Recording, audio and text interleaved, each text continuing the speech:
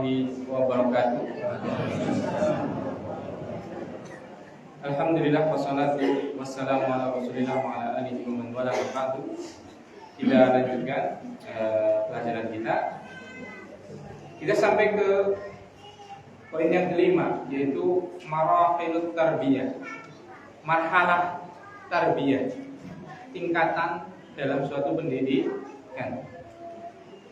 Nah, di sini penulis rahimahullah taala mengatakan tanqasimu marahilu umril insani fil hayatid dunya ila marhalatain kabiratain. Tingkatan umur manusia di kehidupannya dunia, di kehidupan dunia dia, itu ada dua tingkatan. Yang pertama adalah marhalatu ghairu mar'iyah adatan wa hiya marhalatul haml. Marhalah kehamilan. Marhalah apa? Kehamilan.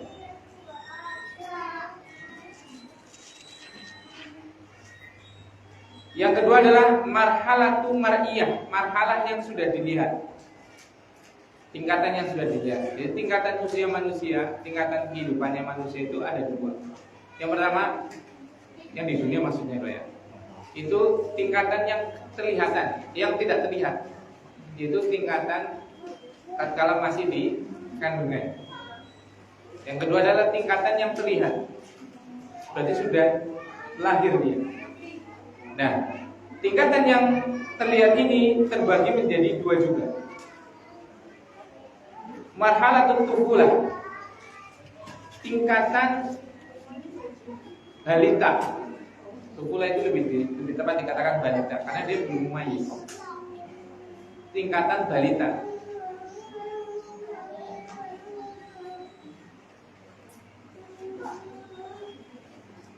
Kemudian yang kedua adalah marhalatul tamyiz, tingkatan yang sudah tamyiz, qabla dulu, yang sudah tamyiz tapi belum dewasa. Sudah tamyiz itu maksudnya dia sudah membedakan, bisa membedakan. Tamyiz itu kan dikatakan mayizan, tamyizan, itu artinya membedakan. Mumayyiz, sudah bisa membedakan. Maksudnya membedakan sesuatu antara api dengan air dia sudah tahu. Antara masjid dengan pasar dia tahu. Jadi kalau ada orang tua ini belum tahu masjid, dikiranya pasar, ngomong dewek, itu lebih apa? Lebih parah dari anak kecil gitu. Karena udah bukan mumayyiz lagi, tapi udah baru, udah dewasa, bahkan udah sepuh gitu kan. Nah seperti itu. Jadi itu yang kedua, yaitu marhalatut tamyiz, tingkatan sudah tamyiz tapi belum balik. Nah ya, itu tingkat dia sudah bisa membedakan, tapi dia belum dewasa, belum balik. Balik itu nanti ada penjelasan sendiri. Kemudian yang ketiga adalah marhalatul bulu, tingkatan sudah dewasa. Jadi itu. Jadi tingkatan manusia keberadaannya di dunia itu ada dua tingkatan. Tingkatan yang tidak terlihat, yaitu ini masa-masa kehamilan. Tingkatan yang sudah terlihat, yaitu tingkatan balita. Dia masih di bawah 5 tahun, mungkin lebih tepatnya bisa balita ya juga istilahnya. Intinya dia belum bisa membedakan sesuatu. Makanya kadang kan namanya balita ya, kadang bisa jadi di masjid tipis. Iya kan? Karena memang dia belum tahu, belum mumayyiz. Ini masjid, ini kamar mandi, dia belum tahu. Ya di kasur. Iya kan? Karena memang dia belum mumayyiz, belum bisa membedakan itu kasur, tempat tidur dan kamar mandi. Ya segon-gon seperti itu. Maka enggak ada masalah seperti itu. Kemudian nanti ada marhalah tamyiz. Dia sudah bisa membedakan mana kamar mandi, mana kamar tidur, mana masjid, mana pasar, mana rumah sakit, mana sekolah, itu sudah tahu. tapi belum balik, belum dewasa. Tingkatannya gede kan maka dewasa. Dan itu tarbiyahnya semuanya berbeda, nggak mungkin sama. Nggak mungkin apa? Sama. Ada kekhususan pada fase-fase tadi. Karakteristik yang khusus pada masalah tersebut ada. Ada masalah-masalah yang khusus pada usia tersebut ada. Dan ada penanganannya. Tidak bisa disamakan. Antara kita mentarbiyah anak balita dengan kita mentarbiyah anak SD, tidak sama. Antara kita mentarbiyah anak yang sudah SMP, yang dia sudah balik, sudah dewasa, dengan kita mentarbiyah anak SD yang belum balik, beda. Gak bisa disamakan. Banyak banget perbedaannya, kekhususannya banyak banget. Ciri khasnya berbeda, maka metode dalam mentarbiyahnya juga berbeda, nggak bisa disamakan. Seperti itu. Dan ini yang akan kita ajarkan, yang akan kita pelajari bersama. Bagaimana kita mentarbiyah anak usia dini? Apa sih kekhususan anak-anak itu? Karakteristiknya apa? Masalahnya apa saja pada anak seperti itu? Kadang kita punya anak kecil baru 2 tahun atau apa, dibawa ke masjid. Niatnya bagus sebenarnya, bagus banget niatnya. Tapi dia tidak memperhatikan itu anak kecil, belum mumayyiz, belum bisa membedakan itu masjid itu kamar mandi. Akhirnya apa? Bisa jadi dia di masjid. Anaknya salah tidak? Tidak, memang dia belum tahu. Yang salah siapa? Orang tuanya yang membawa.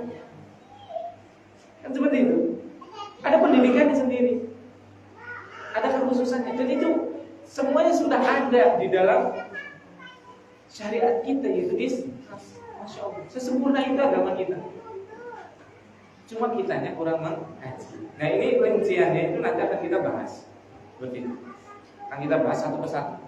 Nah sekarang tema yang terakhir atau bab terakhir yaitu al-murabbi, pendidik, pengtarbiyah. Nah, bagaimana sifat-sifat seorang pendidik yang semestinya dimiliki oleh dia? Apa saja? Dan kita semua jangan, saya kan bukan guru. Jangan pikiran seperti itu. Iya kan? Kita semua adalah pentarbiyah, ya tidak? Seorang bapak dia adalah guru bagi istri dan anak-anaknya. Seorang istri dia adalah guru bagi anak-anaknya. Kan seperti itu.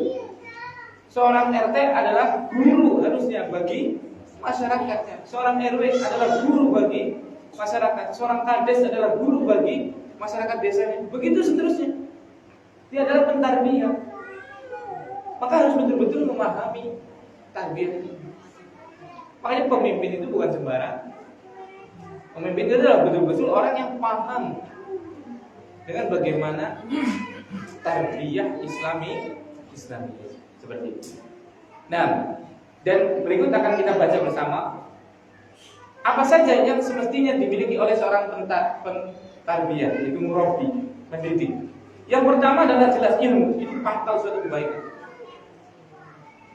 Ilmu itu adalah pangkal apa? Suatu kebaikan. Coba saja sih perkataannya Ismail tadi. Wa kana ya'muru ahlahu bis-salati waz-zakati wa kana 'inda rabbih mardiyya. Surat Maryam ayat 55. Dan dia, yaitu Ismail alaihissalam, itu memerintahkan kepada keluarganya untuk sholat, zakat. Dan dia adalah orang yang diridhoi di sisi Allah Subhanahu wa taala. Coba. Dia seorang suami. Akhirnya dia apa? Mentarbiyah siapa? Keluarganya, yaitu anak dan istrinya. Untuk apa? Sholat. Seperti itu. Nah, bagaimana kita akan mengajarkan anak kita sholat, anak kita wudhu, anak kita membaca Al-Quran kalau kita tidak punya ilmu? Bagaimana wudhu yang benar? Bagaimana sholat yang benar? Bagaimana membaca Al-Quran dengan tartil dan tajwid? Itu loh. Makanya wajib bagi seorang pendidik dia itu harus berilmu dan terus upgrading ilmu, terus meningkatkan ilmu. Mentang-mentang sudah jadi ustadz juga nggak pernah mau ngaji lagi. Izin naik ngaji seperti itu. Itu bukan karakter seorang murabbi yang hakiki. Seorang murabbi yang hakiki dia tetap akan meningkatkan ilmuannya. Apalagi kita yang belum punya ilmu, itu lebih berhak untuk apa? Terus belajar. Makanya tidak boleh seorang yang tidak punya ilmu untuk mengajarkan ilmu. Faqidus syai' la yu'ti. Orang yang tidak punya sesuatu bagaimana dia akan memberi, ya kan? Kalau dia adalah pengajar ilmu misalnya, bagaimana dia akan mengajarkan ilmu sementara dia tidak punya ilmu?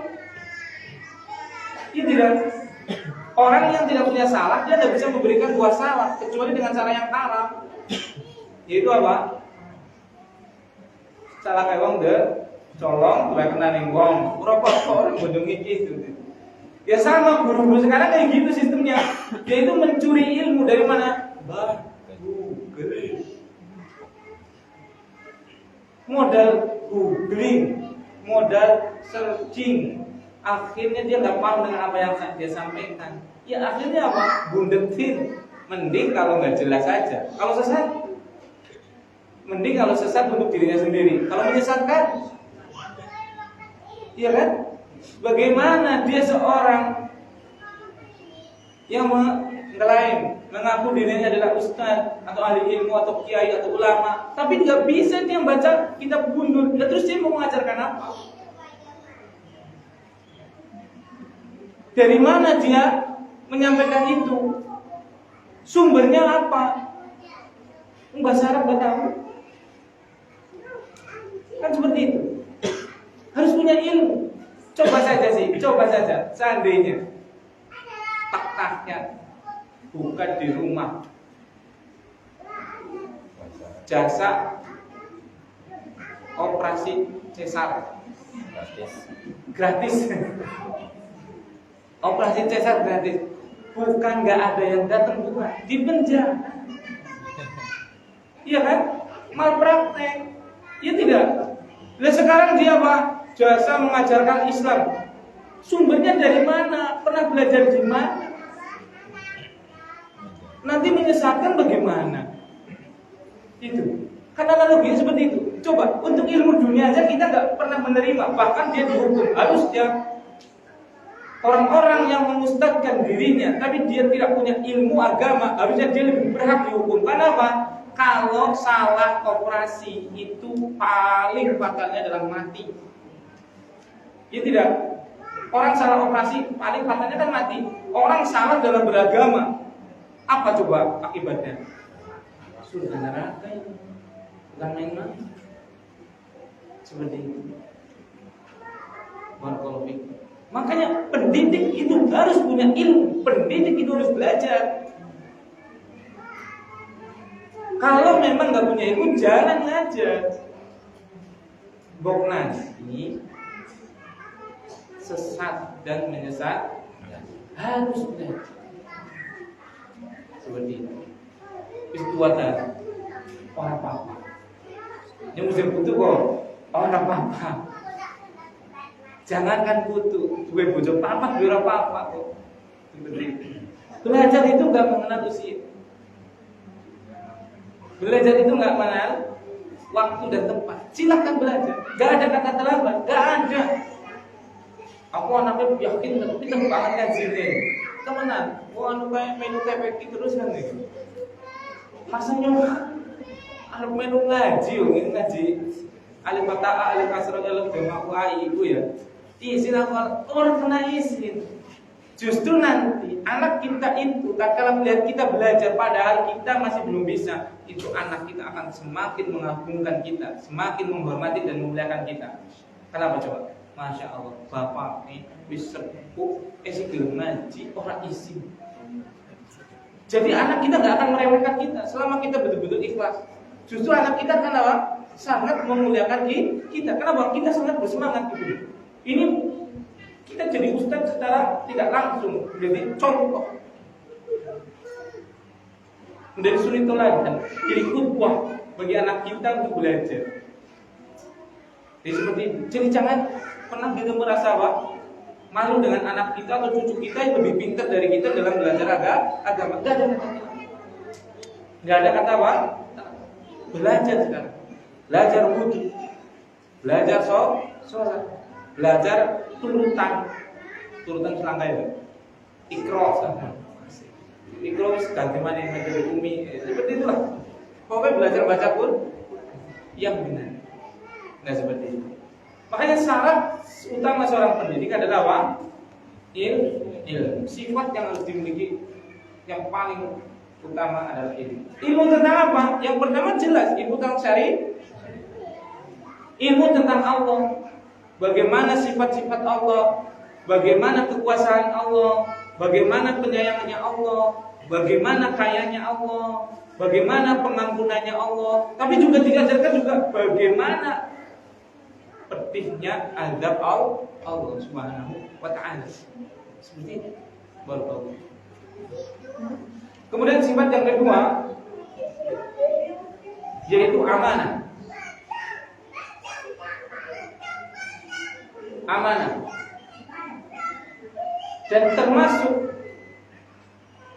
dari sifat amanah yang paling menonjol adalah dari seorang pelajar, dari seorang pengajar adalah harisun ala adail ibadah.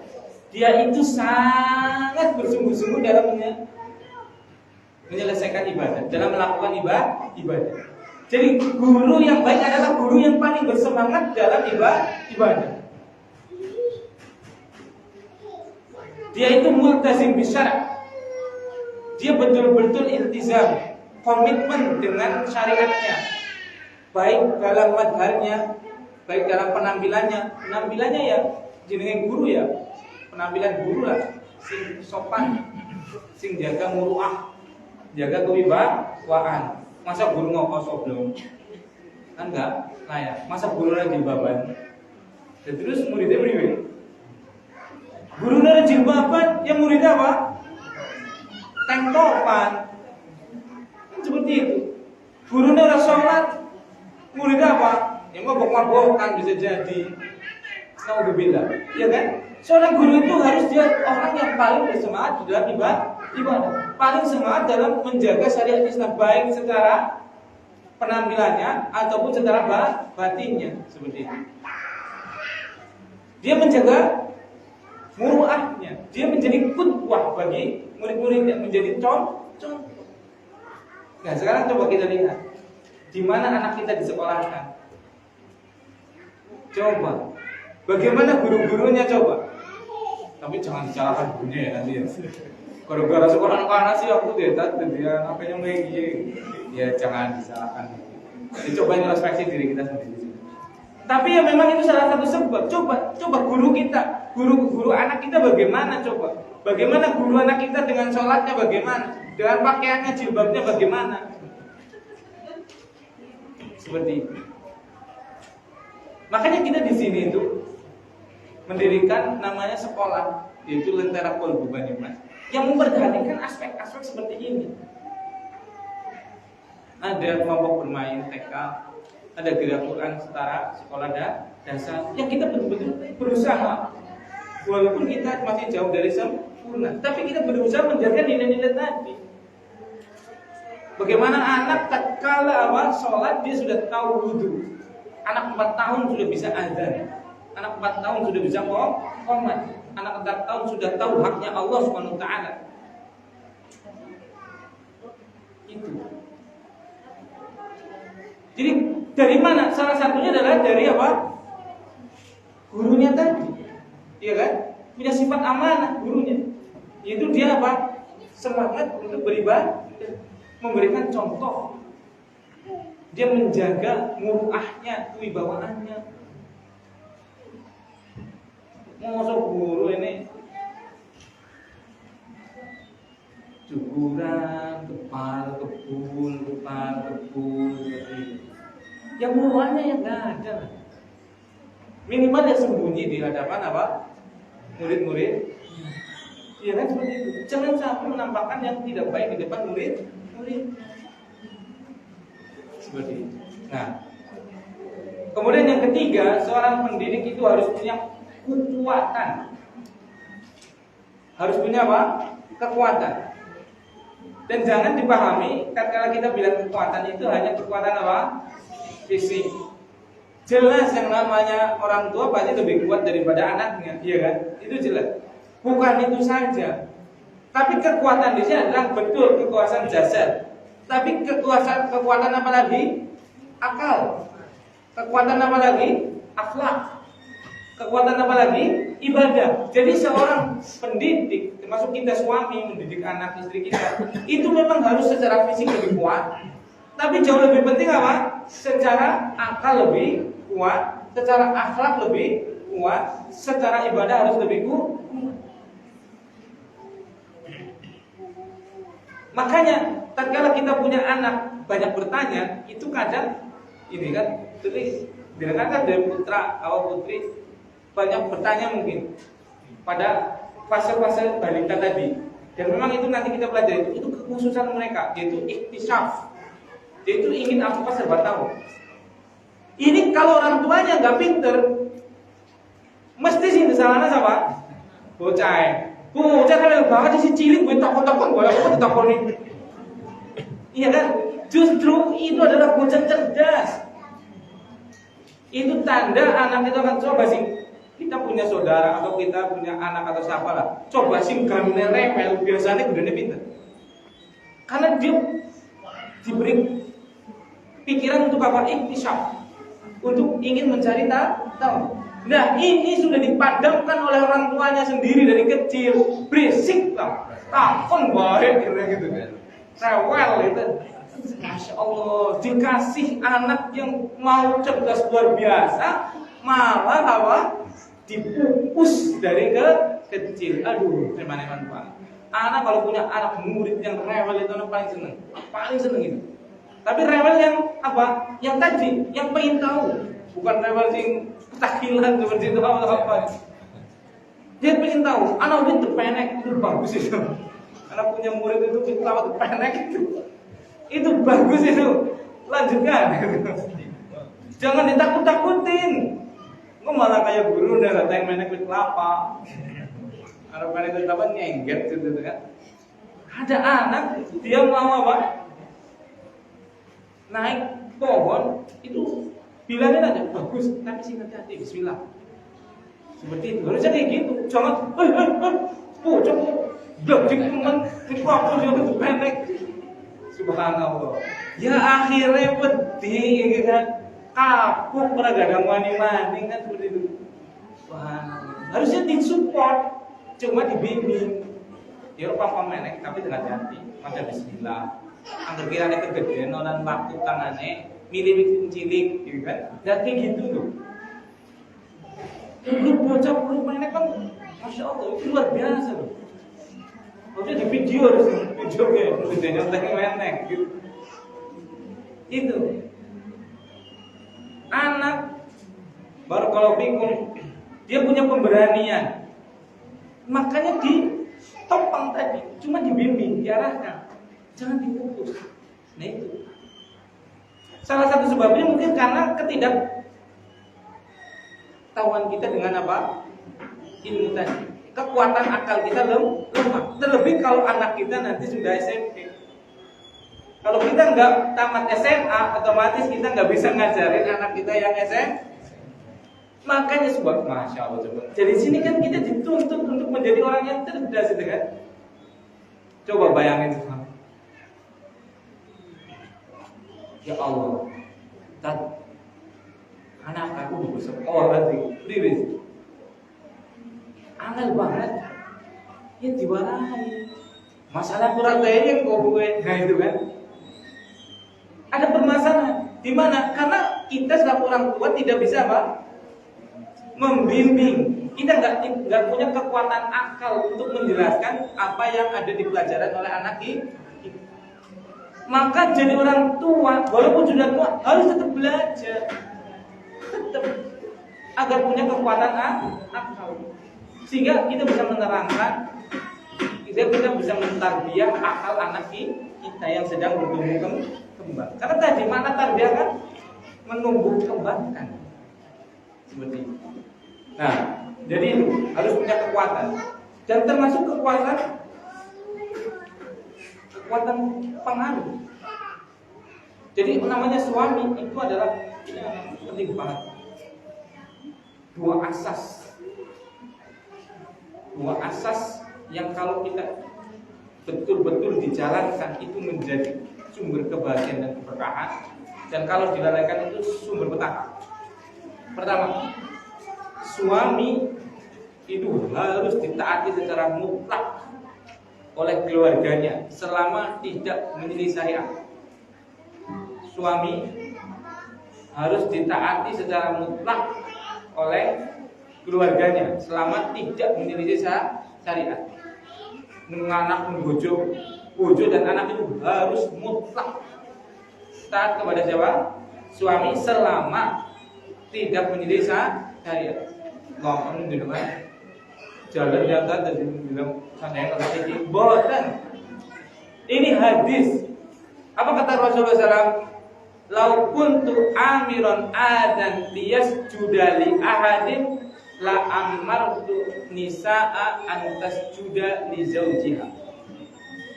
Kalau seandainya aku boleh memerintahkan seorang manusia untuk sujud kepada manusia yang lain, maka aku akan perintahkan seorang wanita untuk sujud kepada suaminya.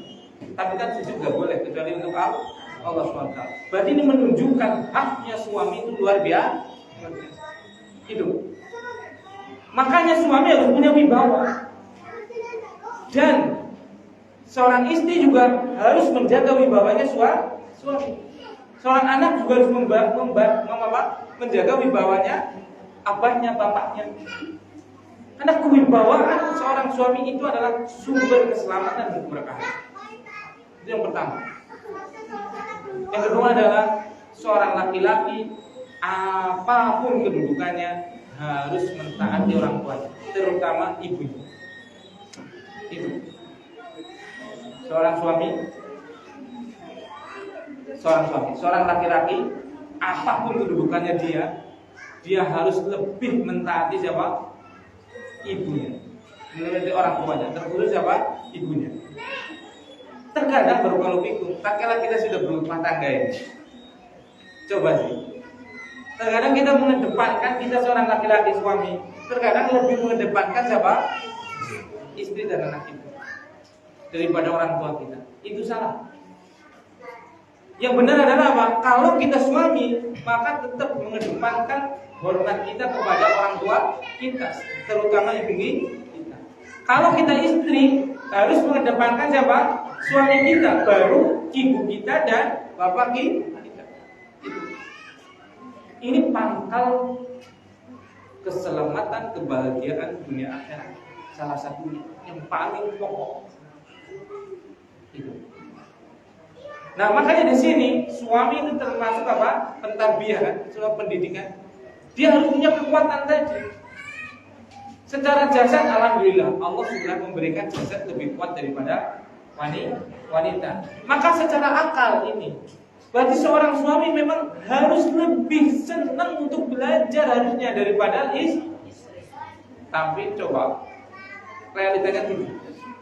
Majelis taklim coba, ini yang hampir 50 adalah hampir 60 perempuan, yang laki-laki cuma 20-an. Separuhnya kajian nanti itu minggu wage itu nanti sore jam 4 ini. Wadon kabeh. Bapak-bapaknya benernya di. Nah itu, padahal seorang suami itu harus dia lebih kuat akalnya daripada perempuan. Padahal kita sudah dikasih modal oleh Allah bahwasanya perempuan itu secara akal lebih lemah. Itu sudah. Naqisatul aqli wad din. Itu perempuan, akal dan agamanya kurang. Secara kauniyah, tapi secara syariah mereka lebih senang belajar. Makanya mereka bisa jadi lebih pintar daripada laki-laki. Itu musibah itu. Yang akhirnya padu, mana sih? Anda lihat bagaimana tatkala keluarga yang istri ini lebih pintar melek duit. daripada suami. Wis ngono. Yakin akeh padune daripada apa? Tenange. Ngono sih. Sing suamine akeh golek duit lebih kadang padu, apa maneh bojone sing lebih pinter golek duit. Yakin mesti akeh padune. Karena memang fitrahnya itu pemimpin itu namanya dijadikan pemimpin. Pemimpin kan rois. Kalau bahasa Arabnya itu rois, roisun dari kata roksun, kepala. Namanya kepala itu di atas. Memang dia secara hukum asalnya dia ada di atas. Dia punya kelebihan. Seperti itu. Makanya kita suami itu harus semangat. Semangat apa? Belajar. Semangat apa? Nyari duit. Belajar tapi orang ada duit ya sepeda kena. Duit tapi orang senang belajar ya dilomboni. Jadi bagaimana? Ya harus cerdas, harus banyak duit itu. Bojone Ustaz, duitnya kepokan. Oke butuh duit menurut kulkas. Orang tuh urusan. Ngerti nih, tertiling kurang cukup gimana? Wes bojone manut tuh. Duit bojone orang tuh sembahyang, orang yang maca Quran, duit orang anak, sing wadon duit pinter golek duit. Alah. Wah, akhirnya sing lanang sing kon ngomong bocah. Jadi kita lelaki, kita suami itu betul-betul harus berusaha untuk punya kekuatan. Kekuatan apa? Ya kekuatan finansial. Kekuatan apa? Ya kekuatan akal. Kekuatan apa? Ya kekuatan ibadah. Kekuatan apa? Ya kekuatan ilmu. Makanya memang kita harus lebih capek. Makanya apa?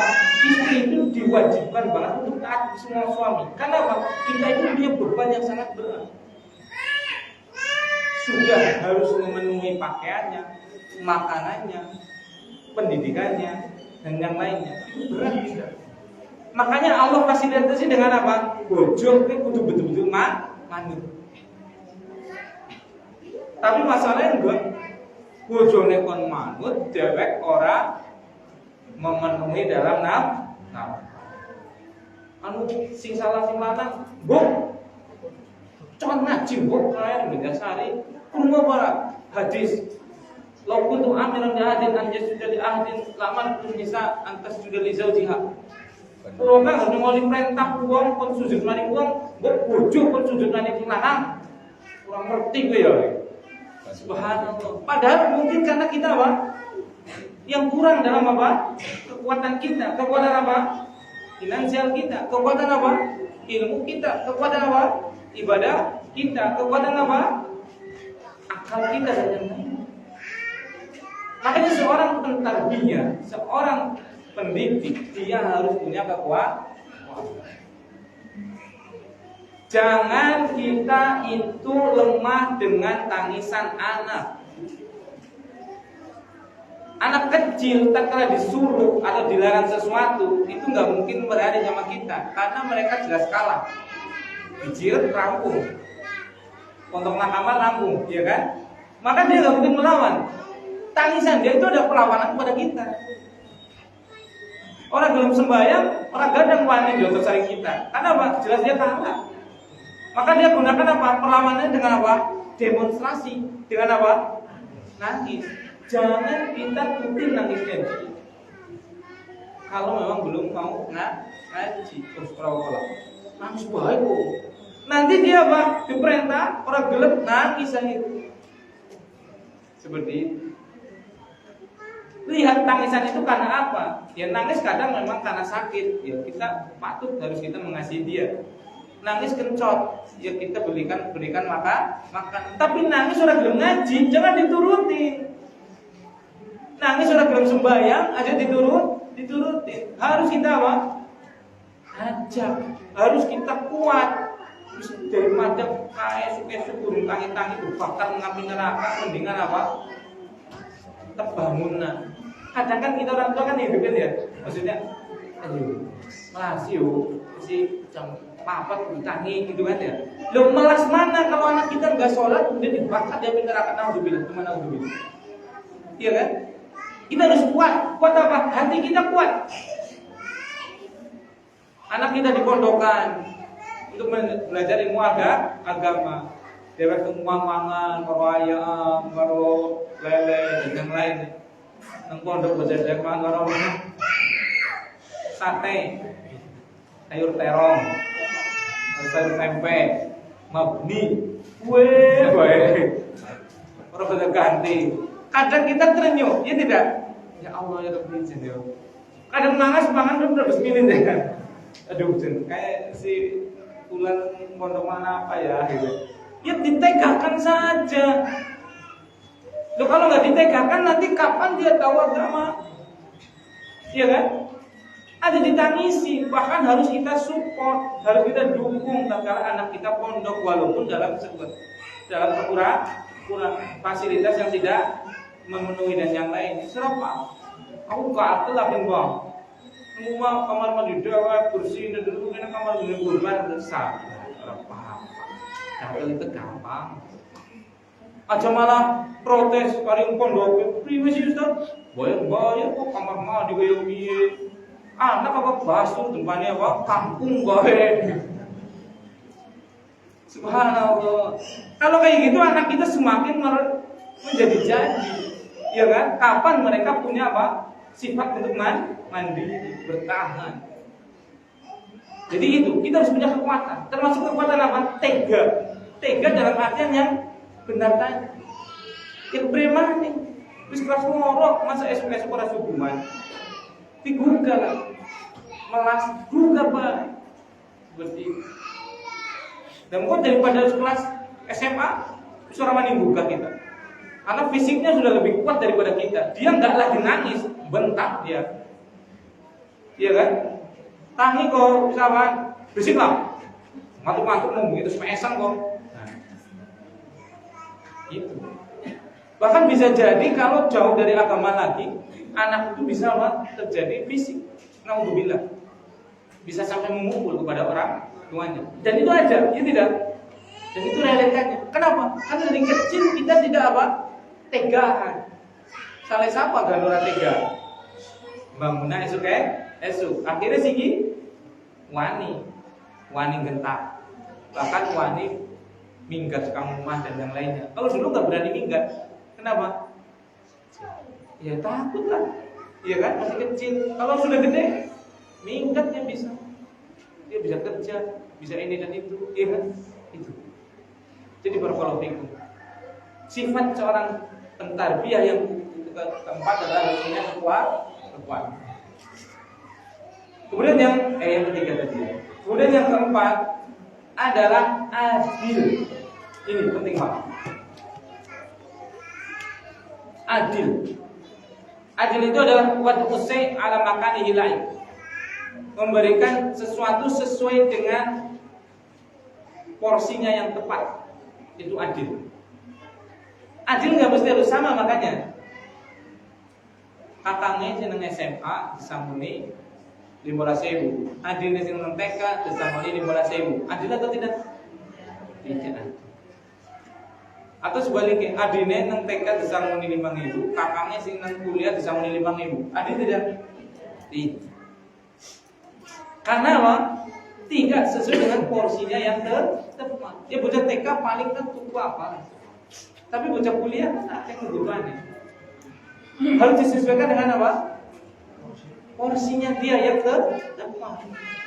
Jangan mentang-mentang kita kan butuh adil. Iya betul, adil harus, tapi adil harus adil itu proporsional. Seperti itu. Dan kita lihat ini, dan keadilan tolong ini Bapak Ibu, para politik, keadilan itu harus ditegakkan. Kalau yang sisi dipangku, maka yang lain dipangku. Sampai dulu itu ada sahabat itu, yang satu anak laki-lakinya dipangku, kemudian apa? Anak perempuannya itu diletakkan di samping. Itu ditegur sama Rasul. Itu nggak adil itu. Karena yang satu dipangku. Dan ini sumber petaka. Berapa banyak adik kakak, saudara itu ribut karena sebenarnya adik kakaknya nggak ada masalah, tapi orang tuanya nggak adil. Perlakuan orang tuanya nggak adil kepada salah satu anak tersebut, sehingga apa? Merembet. Itu bahaya. Makanya harus adil. Harus adil. Kalau kita bisa mendudukan mereka semua di pangkuan kita, maka dudukan semua. Kalau bisa dibawa semua, dibawa semua. Jangan dibawa satu, yang lain ditinggal. Itu sumber petaka itu. Wallahi itu. Makanya saya pernah itu dari Karangluas, hujan ya. Anak-anak telu bojone meteng gede. Suhel sama Sahil di depan naik Mio itu. Sahil di belakang, satu kita yang ngambil besar. Hujan dan takut. Kita ngelainan wis ge. Suhel terpaksa ora bisa Pak. Nek lunga-lunga ora bisa deh. Sengi, aduh, ya melas dong, gitu kan? Mosok yang 3 di bawah 1, karena nggak mungkin cukup dan nggak mungkin cukup kalau yang keempat lah, nah gitu. Ya wis, kan Gusti Allah kan maha apa? Maha kaya, maha pengasih. Ya moga-moga dhewe roda papat lah. Ya yang penting bisa berjalan lah. Itu ngajuk saya. Kenapa mintanya roda papat yang penting bisa jalan? Astagfirullahaladzim. Harusnya apa? Roda 4 yang lek, yang bagus, yang ini dan itu loh. Itu demi Allah itu. Di pagar haji itu, ban gede itu, gerimis itu. Itu seperti itu anak. Kayak ambil air kayak. Sudah udah bisa main ngendi kita kayak. Malas ya. Gimana ya? Akhirnya berdoa. Allah yang semoga ya malah yang ini papanya biar ada papa kasih penting bisa gawe kabeh. Ternyata betul itu diijabahin. Masalahnya ya asal menggawa. Yang panas ya blok-blok gitu. Makanya doa itu penting. Keyakinan itu penting. Jadi nggak usah takut dengan apapun. Yang penting kita ya yakin. Yang penting kita betul-betul minta kepada Allah Subhanahu wa Ta'ala. Dan kita memang niatkan untuk adil tadi. Adil. Pokoknya nggak adil itu sudah. Bahkan orang kafir pun seandainya dia adil, pasti dia akan sejahtera. Dalam artian dunianya. Pasti sudah. Coba sih, negara kita itu negara Islam loh. Dengan penduduk Islam terbanyak di seluruh dunia. Tapi karena keadilannya tidak ditegakkan secara sempurna, coba. Malah kita itu mengekspor TKI dan TKW. Iya kan? Harusnya mereka yang kesini loh, bagus di sini harusnya loh. Orang Arab harusnya kerja di sini, orang Malaysia harusnya kerja di sini, karena kita kaya raya, luas gitu loh. Tapi kenapa kita bisa-bisanya yang sampai harus nyari kerja ke Brunei? Brunei itu sebanyumas. Harus ke Jepang. Jepang itu cuma sejawa mungkin. Kenapa? Karena tidak adanya keadilan. Ya ada sih ada keadilan, tapi keadilan di sini sangat kurang ditegak. Nah, makanya keberadaannya kurang. Di negara kafir keadilan ditegakkan. Di Jepang itu jangan dihukum. Mereka kalau salah mungkin itu ada budaya yang namanya apa? Namanya apa? Harakiri. Apa harakiri? Bunuh diri tatkala melakukan kesalahan. Itu saking budaya malunya untuk berbuat apa? Curang, sampai dia nggak usah nunggu dihukum, dia akan bunuh diri sendiri coba. Akhirnya dia apa? Dibalas oleh Allah dengan kebaikan. Kebaikan apa? Dunia nanti. Ya negerinya maju, ya kan? Kalau akhir ukhrawinya dapat atau tidak? Tidak akan pernah. Karena kalau akhirat itu syaratnya adalah apa? Islam dan iman. Orang baik, orang adil di dunia pasti dia akan apa? Selamat ya, pasti. Apanya?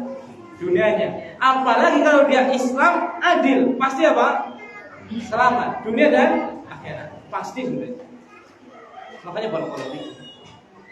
Dari sini seorang pentarbiyah, seorang pendidik itu harus sangat adil kepada yang dia kepada anaknya, kepada muridnya, kepada masyarakatnya, dia harus adil.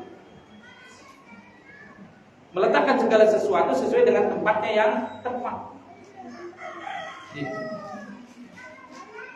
Dan ini kadang kita harus melawan hati kita. Karena adil itu untuk yang nampak saja, bukan untuk yang tidak nampak. Kalau yang tidak nampak, misalnya cinta, kita punya anak 4 misalnya, kayak anak sendiri punya anak 4, masih 4 maksudnya, masih sangat berharap untuk tambah. Itu pasti kita akan ada kecenderungan untuk sayang kepada salah satunya. Itu pasti lebih daripada yang lain. Tapi nggak boleh ditampakkan dalam dohirnya, nggak boleh. Kita lebih cinta kepada si fulan, anak kita yang satu, yang itu udah nggak bisa kita, nggak bisa untuk menolak cinta itu, nggak bisa, karena itu anugerah Allah. Tapi dohirnya harus sama. Sing itu gendong, itu gendong. Sing siji kita baik, kita jagongan karo sing ini, jagongan karo yang lain. Jangan jagongan dengan yang satu, yang lain ditinggalin. Sing satu ditiliki, sing satu gak pernah ditiliki. Itu nggak boleh. Dolim itu pasti tidak akan bahagia keluarga itu. Pasti sudah. Tidak ada keberkahan di situ. Pasti. Makanya kadang hidupnya susah. Kenapa? Salah satunya mungkin itu kita tidak adil. Dan termasuk adil adalah dalam dohir dan sembunyi kita sama. Misal ini ya, saya sendiri mungkin, kalau kita lah, kadang mengarep wong ta Masya Allah apik sembahyang qobliyah Pak dia dan yang lainnya nenggurine, itu termasuk harus kita adilin seperti itu. Nek nang arep wong kayak gitu, usahakan di belakang juga kayak gitu. Jadi depan dan belakangnya adalah sama. Ini kalau kita tidak seperti ini, kita sudah mengajarkan anak kita kemunafikan. Iya bapak apa itu mengarep itu Masya Allah luar biasa. Tapi mengumumah. Nah, akhirnya apa? Ini akan merasuk ke alam bawah sadar anak kita untuk apa? Bersifat munafik, nengarep wong luar biasa, nengguri. Mending kalau nengarep wong aja. Di depan kita luar biasa, di belakang kita nggak ada. Dia bermaksud kepada Allah Subhanahu wa Ta'ala. Bisa jadi kan apa? Karena contoh kita itu nggak adil. Karena kita beda depan dan belakang. Harusnya apa? Antara terang-terangan kita dan sembunyi kita sama.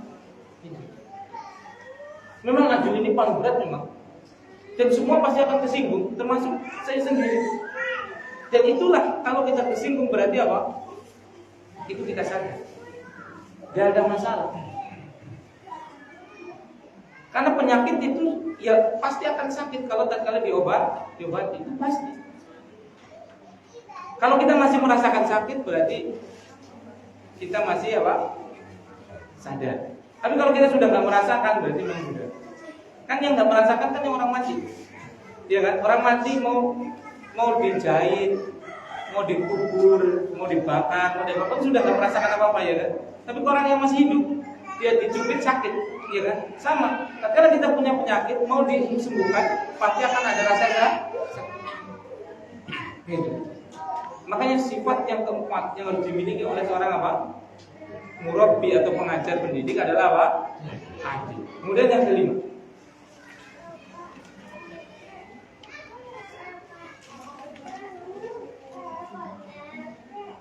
al-hazm, teguh.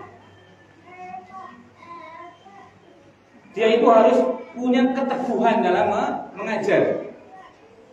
Teguh di sini dia apa? Maksudnya dia itu gak bermain-main pada perkara yang serius, dan dia tidak serius dalam perkara yang untuk harusnya main-main. Itu teguh. Jadi tak kala perkara yang serius dia harus serius. Apa perkara yang paling serius? Beribadah kepada Allah SWT. Maka dalam hal ini dia harus betul-betul apa? Teguh. Gak boleh karena sebab tangisan anak kita jadi apa? Gak tega. Dan sebaliknya pada perkara yang itu dibolehkan untuk bermain, untuk sendaguro, ya kita apa? Jangan terlalu serius. Kita kebalik malah. Pokoknya orang siji, pokoknya ngono. Sekolah nesuk semester semester siji orang yang siji ngono. Awas ya. Padahal ranking siji itu apa? Apa itu prinsip? Tidak. Kan enggak kan? Emang kalau nggak ranking 1 nggak masuk surga? Emang kalau ranking 2 masuk neraka? Kan enggak kan? Yang masuk surga dan masuk neraka itu kalau dia mentauhidkan Allah. Berarti kalau kamu menyekutukan Allah, awas loh. Nah itu baru betul. Kalau kamu nggak sholat, nah itu betul. Sekarang yang ditakut-takuti perkara yang semestinya tidak ditakut-takuti. Yang diancam perkara yang semestinya tidak diancam. Yang harusnya diancam malah dibiarkan. Bocah wis kelas SD SMA burung teng maca Quran.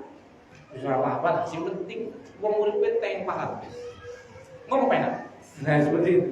Duh astagfirullahaladzim. Kudune kuwi sing paling penting maca Quran disit. Harus keras di situ, orang belum ngaji gitik. Seperti itu. Yang nggak harus digitik. Pertama ya jelas harus kita apa? Baikin dulu ngaji. Ngaji, terus ngaji, mari nanti Pak mina padi. Nggak renang, kan? Nanti itu kecilok, aja cilok Pak. Si madan bergizi lah, duren. Kan cedeknya duren Pak Tarjo. Itu duren itu misalnya. Nah seperti itu. Wis, orang gelem. Baru kita apa? Berikan apa? Peringatan. Orang gelem wajib baik, orang tak kecek tulan. Tinggal lewat ngomong. Bisa tinggal orang gelem wajib baik. Orang duit jajan blas. Orang gelem seret wis ngaji gawa maring gurune, maring kiyaine. Pakai nun sewu lan iki putrane kula wae dididik sing apik kula pasrah bongkotan nang Pak Kiai monggo. Aku sabet tabak monggo. Manut bae karo kiyaine wis penah iso. Seniki bocahe ciwit cepet ya wingi kaya ndeleng YouTube apa-apa. Ciwit cepet nang gurune. Subhanallah. Gurune bisa masuk penjara ya. Karena kekerasan. Subhanallah. Kita itu masih ingat tuh. Bagaimana kalau mau masuk ke sekolah, masuk kelas itu kayak gitu. Iya kan? Bapak ibu guru kita pegang apa? Penggaris nih orang tuding kan dulu sebenarnya mungkin. Yang orang penggaris kayu loh. Anak irengnya seperti teplok, ya kan? Subhanallah. Gak ada itu yang kita dendam itu. Iya kan? Akhirnya berkah. Dan sekarang coba kalau masih dibolehkan seperti itu coba. Kayaknya nggak ada guru deh. Gurunya jadi napi semua. Jadi narapidana semua. Akhirnya muridnya seperti ini. Anak guru neng kelas bisa-bisa nih lagi diulang kok HP-an aja. Subhanallah. Coba dari mana coba itu? Ada gurunya HP-an, ada gurunya tidur coba. Ada gurunya ngobrol sendiri coba. Masya Allah. Itu realita itu. Kan seperti itu. Masya Allah. Ya karena tadi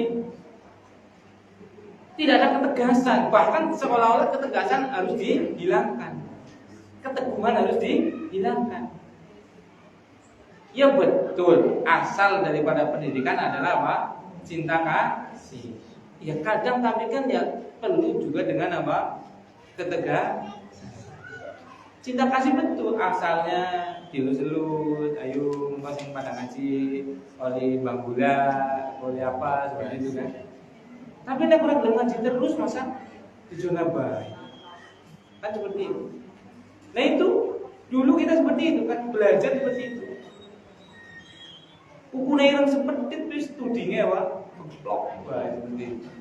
Nah, itu yang kelima, yaitu harus punya sifat keteguhan. Jadi kapan harus kita bersifat tegas, harus tegas. Kapan harus bersifat yang tidak tegas, maka jangan ditegaskan. Kemudian yang keenam adalah soleh. Seorang guru itu harus apa? Soleh. Seperti itu. Ini sangat berpengaruh kepada murid. Ini akan sangat berpengaruh kepada anaknya. Dan ini tolong ini, perhatikan coba, terutama yang guru-guru belum soleh. Masa guru nggak sholat coba? Lah anaknya mau jadi apa? Masa guru nggak mau baca Al-Quran coba? Lah terus muridnya mau diajarin apa coba? Iya kan? Mau dalil apapun itu sudah semuanya namanya guru itu harus soleh terlebih dahulu. Karena guru itu adalah muslim, sesuatu yang memperbaiki. Sesuatu yang memperbaiki dia harusnya baik terlebih dahulu. Makanya kan anak jenenge pak soleh, anak jenenge pak muslim. Apa bedanya soleh dan muslim? Soleh itu untuk dirinya, dia baik, dirinya baik. Kalau muslim, dia bisa memperbaiki yang lain. Makanya anak pak soleh dan anak pak muslim. Dan guru itu harus soleh. Seperti itu. Dia berusaha lah. Minimal yang wajib-wajib harus dia betul-betul lakukan. Kita sering baca itu dalam hari Jumat kan, baca surat Al-Kahfi. Yaitu kisahnya Nabi Khidir dengan Nabi Musa alaihissalam. Ada tiga peristiwa yang sangat di luar nalarnya Nabi Musa. Karena Nabi Musa tidak diilhamkan baginya pengetahuan tentang tiga perkara ini. Adapun Nabi Khidir diberitahu oleh Allah tentang tiga perkara ini. Salah satunya adalah tatkala Nabi Khidir itu melihat rumah yang roboh. Kemudian apa? Nabi Khidir dan Nabi Musa apa? Membenahi rumah yang roboh tersebut. Kemudian nggak minta upah, ya kan? Padahal lagi kencot. Kan dikot upah kan sah saja, tapi nggak mau. Kenapa seperti itu? Kenapa? Karena hikmahnya itu di bawahnya itu, di bawah rumah tadi itu ada apa? Harta. Kenapa sampai Allah menitipkan harta bagi anak itu dan hartanya dijaga? Allah menyebutkan wa kana abuhuma sholihan. Dan dahulu orang tua mereka adalah orang tua yang soleh. Itu, masya Allah. Kesolehan orang tua, kesolehan pendidik itu akan sampai menjaga ke dalam anak keturunan kita, sebab sampai kepada murid-murid kita. Makanya kesolehan itu adalah tidak ada tawar menawar. Itu wajib bagi dia seorang pendidik. Harus dia soleh. Bukan berarti kita menganggap diri kita baik, bukan. Tapi minimalnya kita berusaha untuk menjadi orang yang baik, menjadi orang yang soleh. Ada usaha. Seperti itu yang ke-6. Kemudian yang ke-7 adalah as-sidqu, jujur. Nah, jadi seorang pendidik itu harus betul-betul jujur. Dia menampakkan sebagaimana batinnya dengan dohirnya. Dia jujur dengan setiap yang ia sampaikan. Dan termasuk sifat yang paling mulia adalah sifat jujur. Dan kesudahan dari kejujuran adalah pasti indah, pasti enak, pasti senang. Kita orang Jawa itu adalah orang yang diakui oleh dunia, bukan diakui oleh mana-mana. Seluruh dunia mengakui bahwasanya kita itu memiliki sopan santun yang luar biasa, unggah-ungguh yang luar biasa. Ulama-ulama Saudi itu kalau datang ke sini, mereka itu muji orang Jawa itu sebulangnya ini wa ra'yatu hadhil balad ra'yatun thayyibah datu khuluqin thayyibah hasanah. Penduduk negeri ini adalah penduduk yang dikenal dengan akhlak yang sangat baik, memiliki perilaku yang luar biasa. Memang benar, jadi itu sudah diakui. Negara yang paling enak jalan-jalan ya di Indonesia, aman gitu. Seperti itu. Tapi ada ya plusnya ya, minusnya itu ada. Salah satunya ini, saking baiknya enggak itu kadang kita basa-basi tapi bohong.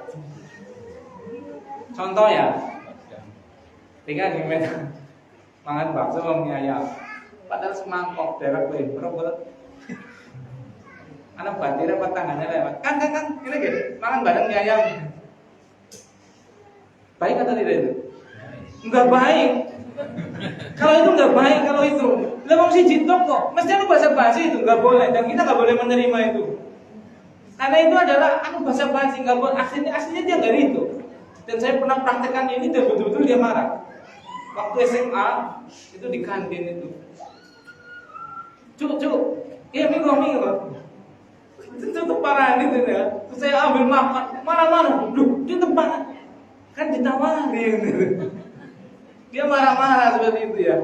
Nah ini sifat ini aslinya baik tadi, tapi harus tetap jujur. Maksudnya kalau kita orang niat awet, ya jangan ngomong. Kalau ngomongan ketawa-tawa kena, barang dijiku temenan apa? Kesuk gitu kan. Nah itu realita kita kan. Orang Jawa kan seperti itu kan. Gini macam. Ya kalau memang mau memberi betulan ya bagus itu loh. Itu sifat bagus banget. Tapi jangan sampai basa-basi. Masuk kondangan itu kan basa-basi itu. Menutupi raih. Aslinya orang bahasa dakwah. Seperti itu sifat yang bagus banget untuk kondangan aslinya. Tapi sekarang jadinya apa? Basa-basi. Yang penting kondangan. Akhirnya saking kondangan anak sing sembarangan banget. Mangane akeh banget amplop 2.000. Si mending amplop 2.000. Ada sing amplop kosong. Ada bakso kecipilan. Baksonya enak yo. Anak sate. Anu lah ya, nyipilah satenya lah. Rong sindiki. Baksonya bisa satenya bisa. Karena soto juga. Sotonya sampai sih ditinem gitu. Misalnya, enak kata masih enak. Terus gawe terus. Apa pada cipi gawe? Pas ngamplop ya kosong. Karena niatnya apa? Tidak jujur. Niatnya memang gue nutupi raih. Makanya seorang pentarbiyah itu harus betul-betul jujur. Dia sampaikan apa adanya. Seorang pemimpin seperti itu. Nah, kemudian yang ke-8 adalah dengan hikmah. Seorang pendidik itu harus hikmah. Kadang dia melihat kondisi. Tidak mesti kesalahan yang terjadi itu langsung dia sampaikan kesalahannya di waktu itu terjadi. Bisa jadi ditunda. Kadang dia menegur tidak mesti harus dia yang berbicara. Bisa dengan lewat orang. Kadang bisa jadi lewat tulisan dan yang lain. Dengan hikmah. Di atas ilmu tapi juga melihat apa? Kondisi. Melihat keadaan. Dia itu kepala desa. Ya harus dijaga wibawanya. Dia itu presiden kita. Ya punya salah pasti, tapi nggak semua kesalahannya harus diketahui oleh masyarakat. Apa jadinya kalau masyarakat desa tersebut atau masyarakat negara tersebut sudah hilang pengagungannya terhadap pemimpinnya, coba nggak ada yang hormat lagi, coba tentu kerusakannya akan lebih parah, iya kan?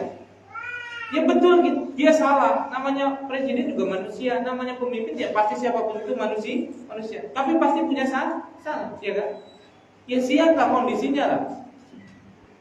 Kan bisa disampaikan dengan 4 mata. Kan bisa mungkin cuma tertulis, nggak harus dibuka, dibuat demo dan yang lainnya seperti itu.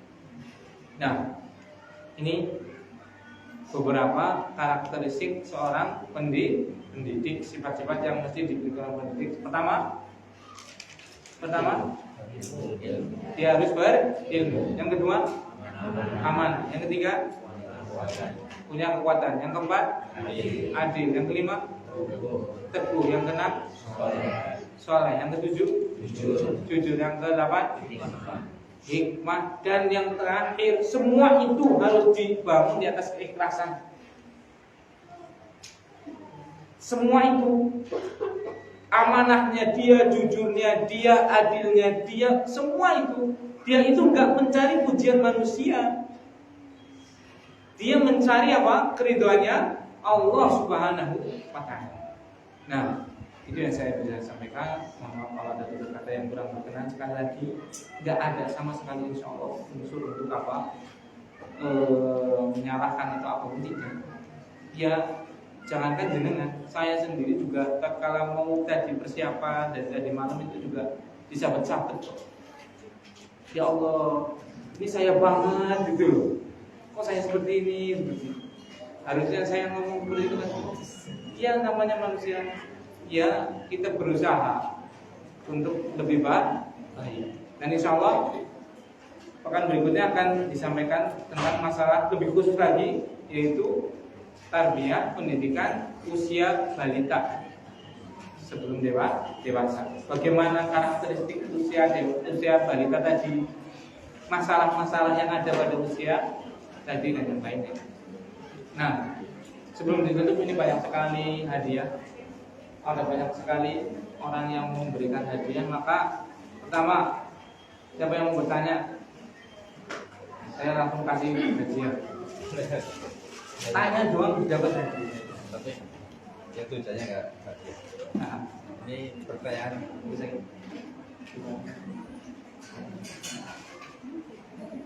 dengan sikap anak, kemudian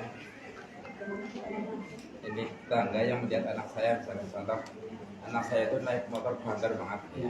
Kemudian ada tetangga itu video kemudian dikirimkan ke saya balas, ya biarin lah bisa naik motor banter, nanti kalau saya sudah punya uang saya belikan motor untuk jadi pembalap.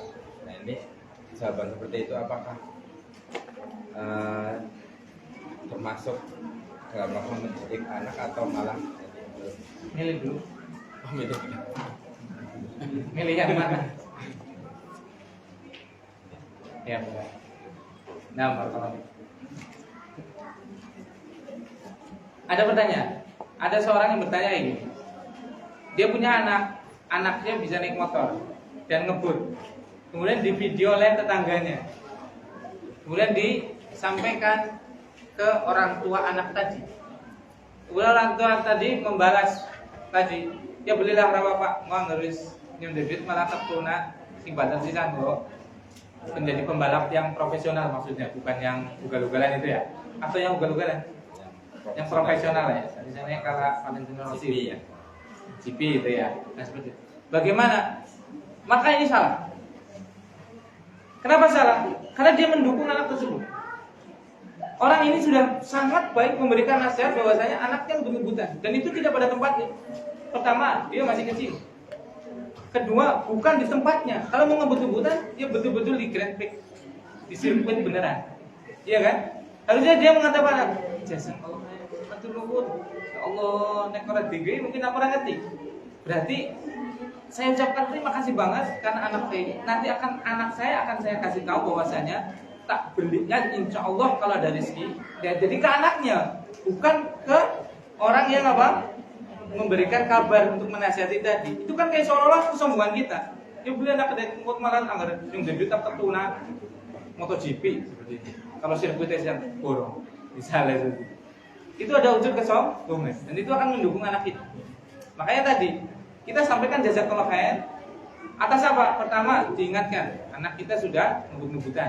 Yang kedua, diingatkan kebaikan juga bahasanya apa? Anak kita punya potensi untuk apa? Ngebut-ngebutan. Nah, tinggal kita bicara ke anak kita. Bagaimana? Dijelaskan yang benar. Naik, masya Allah, berbakat ya. Dipuji dulu nggak apa-apa. Antum punya keahlian untuk apa? Ngebut-ngebutan. Itu makna ya. Itu makna apa? Bisa apa? Memberikan apa? Motor yang bagus, nanti ngebut-ngebutan yang benar. Apalagi kalau ngebut-ngebutan naik kuda, itu memang betul-betul sunnah. Nah seperti itu. Tapi kalau seperti ini maka tidak. Kenapa? Karena la dorara wala dirar. Enggak boleh membahayakan diri sendiri, enggak boleh membahayakan orang lain juga. Kalau naik ngebut-ngebutan seperti ini, kalau kamu jatuh gimana? Bahaya. Kalau kamu menabrak orang gimana? Membahayakan diri sendiri, membahayakan orang lain juga. Nah, seperti ini. Silahkan. Kalau nggak ada, ini saya bacakan yang dari Umahan.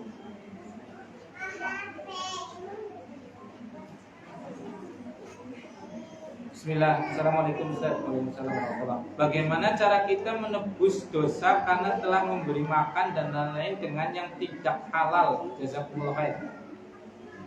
Tidak halalnya maksudnya gimana ya? Ya, maksudnya ini menebusnya kepada siapa? Kepada orang yang kita ambil hartanya, berarti sumber harta haram dia, atau kepada orang yang sudah diberi makan. Iya kan? Kalau orang yang sudah diperintahkan, dia kan nggak tahu. Iya kan? Misalnya nih, menurut ya. Misalnya ada seorang bapak koruptor. Iya. Dia memberikan makan dari hasil koruptor tadi untuk anak istrinya. Anak istrinya nggak tahu, anggap aja nggak tahu. Misalnya. Bagaimana? Kan anak istrinya memang nggak tahu. Iya kan? Berarti apa? Dia punya harus tobat kepada Allah. Tobatnya bagaimana? Ya tadi, menyesal, berhenti, terus apa? Berazam untuk tidak terjatuh lagi dan membenci hal tersebut. Tapi karena ini berkaitan dengan harta, apalagi harta negara, misalnya seperti itu, maka dia punya kewajiban yang kelima adalah istihlal, minta kehalalan. Caranya bagaimana? Balikin apa? Harta korupsi tak. Kalau yang kepada anak saya kan nggak tahu, ya kan? Dia cukup tobat dengan Allah Subhanahu wa Ta'ala. Assalamualaikum warahmatullahi wabarakatuh.